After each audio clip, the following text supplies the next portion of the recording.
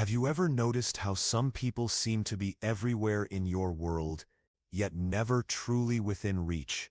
You post a photo, within minutes, they've seen it. You share a story, they're the first viewer. Scroll back months on your profile and there's their quiet approval. A like planted on something you barely remember sharing. And yet when you try to bridge the distance, when you extend a hand, they remain behind an invisible wall. Present, but absent. Interested, but unavailable. Connected, yet untouchable. Why does this happen? Why would someone follow your every move but never cross the threshold into real connection? The truth is, it's not indifference. In fact, it's usually the opposite. Silence in this context isn't emptiness.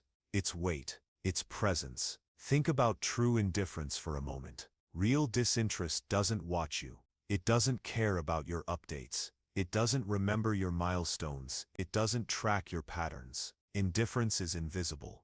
But what you're seeing isn't invisible. It's watchful, intentional, deliberate. So if it's not apathy, what is it? When someone watches you closely but doesn't reach out, they're trapped in an emotional paradox, caring deeply but fearing equally. It's both fascinating and heartbreaking. The first barrier is vulnerability. Every time she considers sending a message, a storm of questions rushes in. What if he doesn't respond?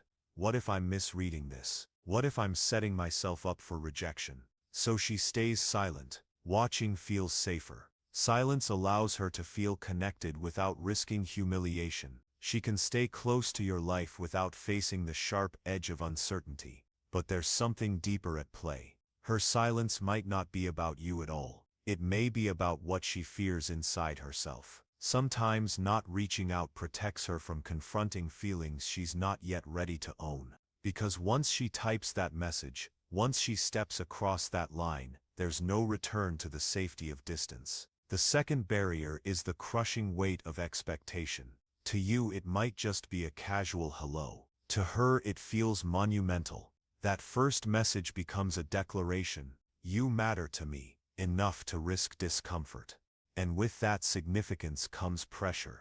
The pressure to say something clever, meaningful, flawless. So she drafts a message, retypes it, deletes it, rewrites it, until it never gets sent at all. She builds an imaginary standard so high that reality feels doomed to fall short. And in that imagined gap between fantasy and reality, silence wins. The third barrier is one we often underestimate: social conditioning. Even today, subtle scripts run through our minds about who should make the first move. She may fear that initiating contact makes her appear too eager or too forward.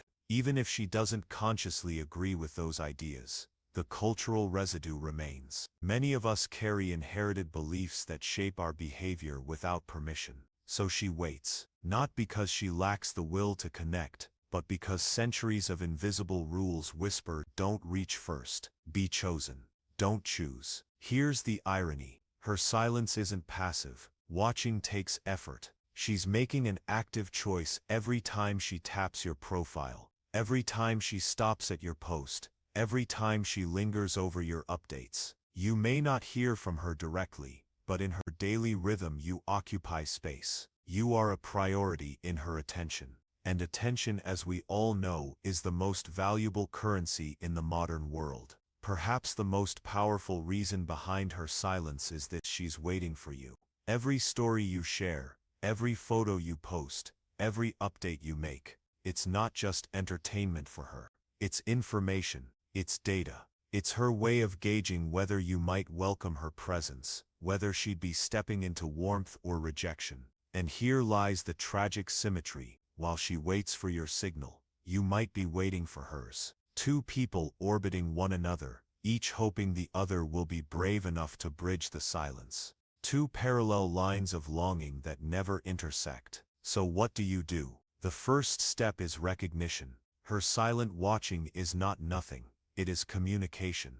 It's her way of saying, you matter, I care, I see you.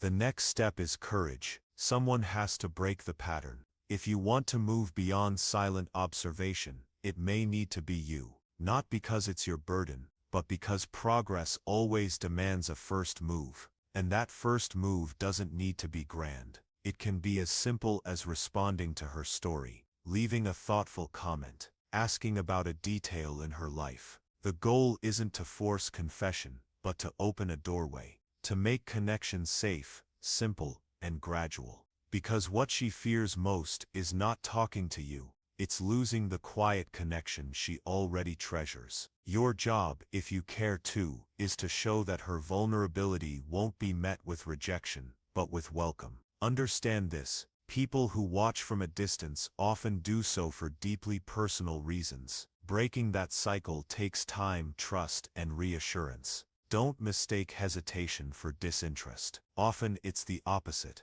She already cares enough to pay attention. The foundation is there. What's missing is the courage, on one side or both, to build upon it. So if you find yourself being watched from afar, ask not whether she cares. Her attention already answers that. The real question is, do you care enough to step forward?